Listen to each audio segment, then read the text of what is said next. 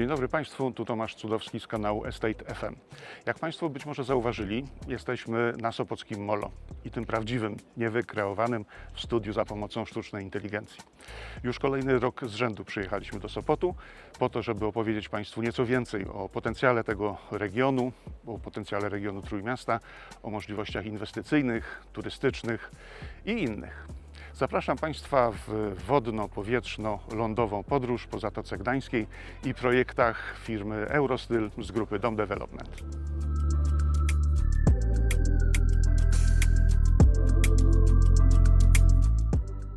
Zacznijmy od abecadła, czyli od scharakteryzowania regionu Trójmiasta jako destynacji dla inwestorów, dla turystów. Jakie są główne przewagi tego regionu?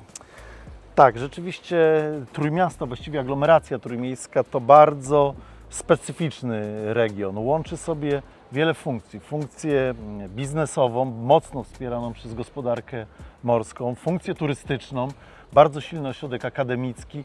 Rzeczywiście to jest wyjątkowe miejsce na mapie Polski i tu rzeczywiście ten popyt jest generowany na nieruchomości poprzez wiele funkcji. Właśnie te funkcje biznesowe, turystyczne, akademickie. Jest to rzeczywiście charakterystyczne miejsce.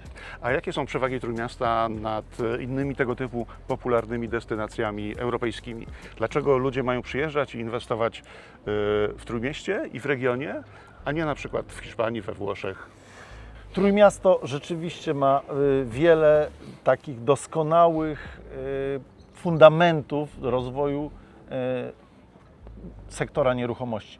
Po pierwsze, bardzo silny sektor biznesowy wspierany, tak jak powiedziałem, gospodarką morską.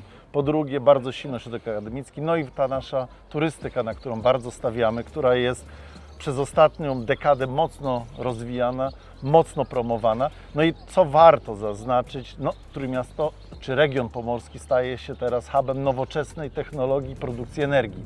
Farmy wiatrowe morskie, nowa elektrownia atomowa. Myślę, że to jest zupełnie nowy sektor gospodarki, który tu na Pomorzu zaczyna się bardzo mocno rozwijać. Swego czasu ten magnes zadziałał również na pewną warszawską spółkę, chodzi o grupę Dom Development, która tak bardzo polubiła ten region i pewną spółkę lokalną, myślę tu o Eurostylu, że ją kupiła. Ty zostałeś po jakimś czasie jej prezesem. Powiedz, jakie korzyści z tego połączenia wynikły i tu łatwiej Ci odpowiedź, dlaczego to jest sytuacja win-win? Tak, rzeczywiście to jest historia wielkiego sukcesu połączenia czy przejęcia Eurostylu przez grupę Dom Development. Może zacznę od tego, że te dwie firmy miały bardzo podobne DNA, bardzo podobne przywiązanie do jakości, wspólną, bardzo podobną strategię rozwoju, obsługi klienta. Tak się stało, że się spotkaliśmy kiedyś, grupa Dom Development przejęła Eurostyl, a ja rzeczywiście przez wiele lat utożsamiałem się z tym, co robi cała grupa. Stąd moja obecność przez 8 lat w zarządzie, no i przejęcie sterów finalnie w grupie Dom Development. Ale rzeczywiście to jest historia wielkiego sukcesu. Tam, gdzie 2 + 2 jest 5, to właśnie w tym przypadku my połączyliśmy z sobą kompetencje, które obydwie spółki miały i je wyeskalowaliśmy. To jest naprawdę wielki sukces tych dwóch organizacji. Grupa Dom Development to deweloper mieszkaniowy, który działa na terenie całego kraju. Natomiast Eurostyl inwestuje głównie w Trójmieście i w najbliższych okolicach. Ale ostatnio wybraliście się na wycieczkę na Hel. W jakim celu? Tak, rzeczywiście wybraliśmy się na wycieczkę na Hel, ale to nie ostatnio. Tak naprawdę wiele lat temu podjęliśmy decyzję, żeby jako Eurostyl wykorzystać walory geograficzne Trójmiasta i okolic i upodobaliśmy sobie Półwysep Helski, który ma wyjątkowe walory przyrodniczo-geograficzne i postanowiliśmy tam zainwestować. Kilka lat temu popełniliśmy bardzo piękną, doskonałą inwestycję, która zakończyła się wielkim sukcesem, apartamenty Wydma i Las w Jastarni. No i teraz chcemy powtórzyć ten sukces. Nabyliśmy nieruchomość w pięknym miejscu, tuż przy porcie i marynie w Helu, gdzie rozpoczynamy inwestycje o nazwie Marina Hel Apartamenty. Jest to rzeczywiście wyjątkowa lokalizacja.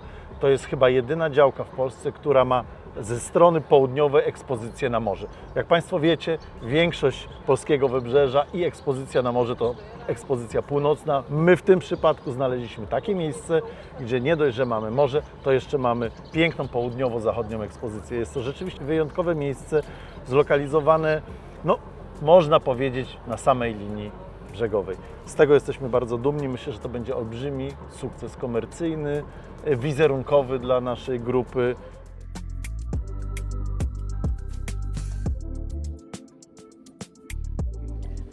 A na dalszą część spotkania zapraszam Państwa na łódkę. Odpowiadasz w spółce za sprzedaż, za marketing, za obsługę klienta. Co jest największym wyzwaniem w ostatnich latach? Domyślam się, że nie wyniki sprzedaży. No chyba nie do końca te obszary, które wymieniłeś.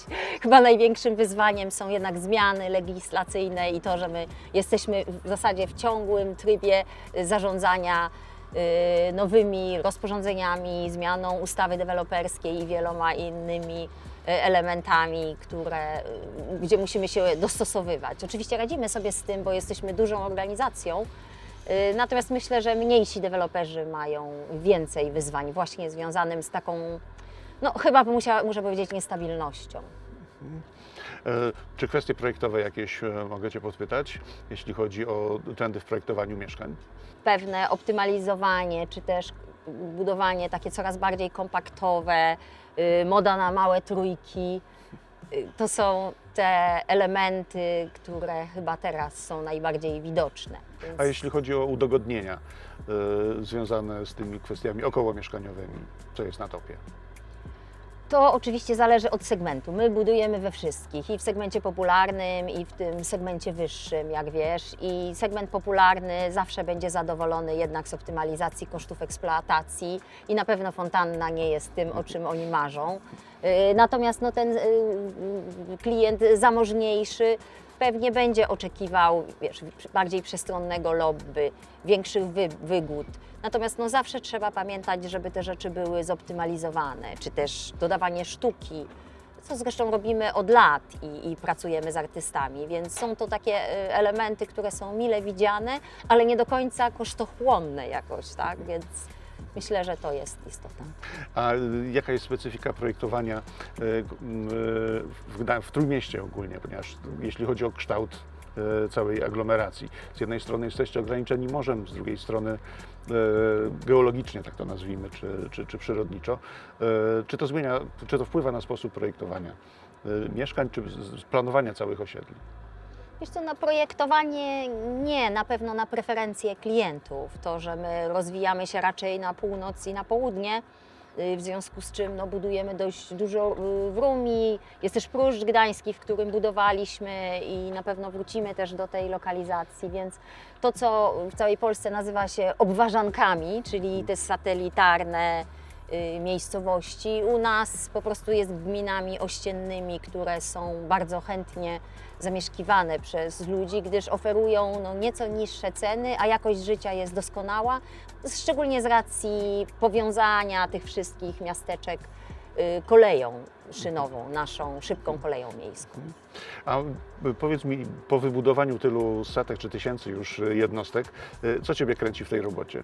No oczywiście taki HEL, czyli projektowania takiego osiedla, uczestniczenie w kreacji produktu jest wielką przyjemnością.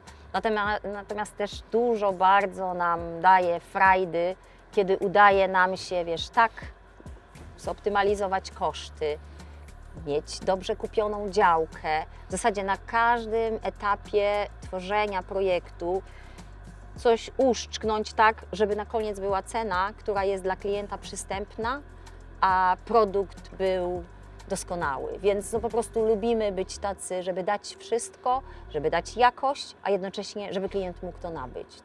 To nam przyświeca ta idea. No, skoro już wspomniałaś o cenach mieszkań, to przejdźmy do tego tematu. Jak one się kształtują i w Waszej firmie, i w regionie, jeśli chodzi o tendencje, o zmiany? Czy one idą równo z tendencjami ogólnopolskimi, czy jest też jakaś specyfika? Zaraz zapytam o marżę jeszcze. To nie chciałabym się chyba odnosić tu do ogólnopolskich, będzie mi trudno, natomiast my na pewno mamy ten zakres cenowy w tej chwili od około 10 000 za metr do ponad 30 000 za metr kwadratowy. No ale to wynika z tego, że my w zasadzie, no do nas klient jak do biura wejdzie i naprawdę myśli o zakupie nieruchomości, to w zasadzie nie wyjdzie, bo my mamy 15 projektów w ofercie i można kupić naprawdę w cenie właśnie takiej przystępnej, jak i zapolować na takie dobro luksusowe. A zajmujesz się też obsługą czy spotkaniami z klientami, z nabywcami. Jaki jest najczęstszy taki point of sale, czyli taki moment, w którym zapada decyzja, dobra, biorę u Was, a nie u konkurencji? Znaczy my mamy bardzo dużo klientów powracających, którzy po prostu nas znają naszą jakość, często mieszkali już w Eurostylu bądź mieszkają, więc przychodzą po następne mieszkanie. A jeśli chodzi o nowych, no to pewnie wiesz, mamy 10 sprzedawców i pewnie każdy ma jakiś swój pomysł na to. Tutaj trudno mi się wypowiedzieć.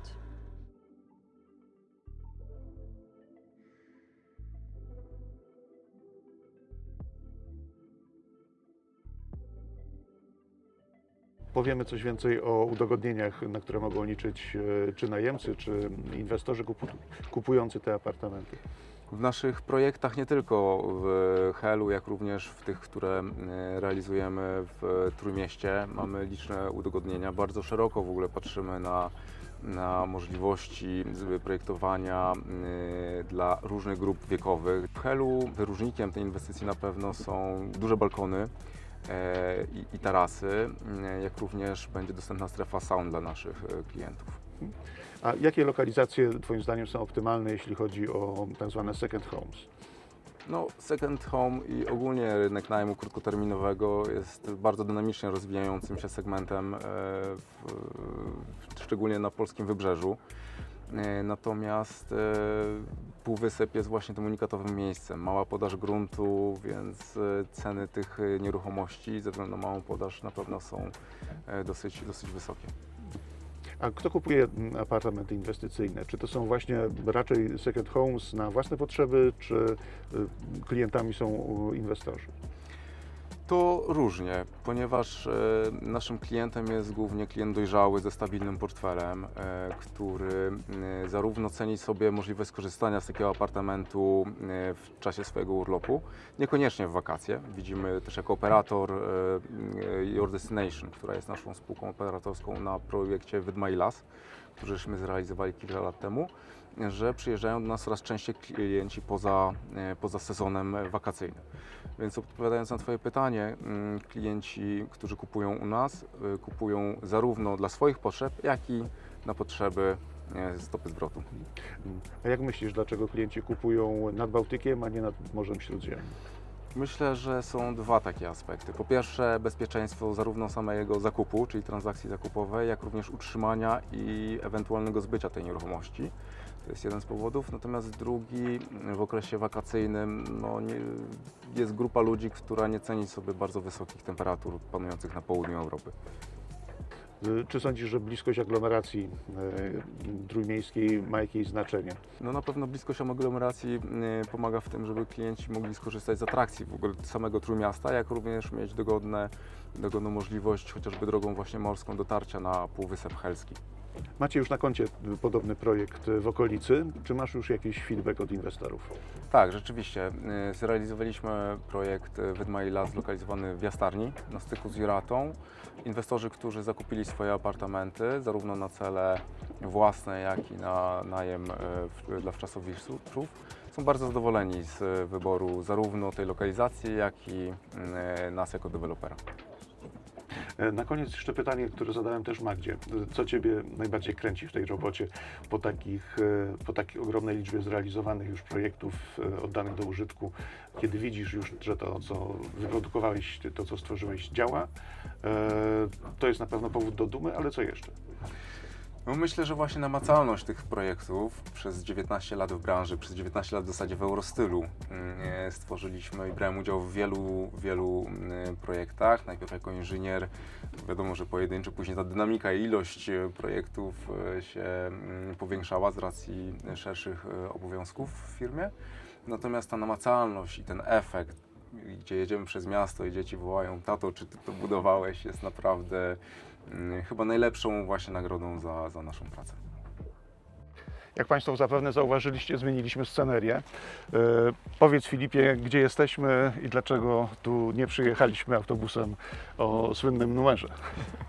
Tak, jesteśmy w Helu na Półwyspie Helskim, miejscu absolutnie unikatowym, o świetnym położeniu geograficzny, o wyjątkowych walorach przyrodniczych. Przypłynęliśmy tutaj drogą wodną. Jak wiemy, jest to najszybsze połączenie z Trójmiastem, ale chcieliśmy zobaczyć to miejsce z innej perspektywy, poczuć inny klimat.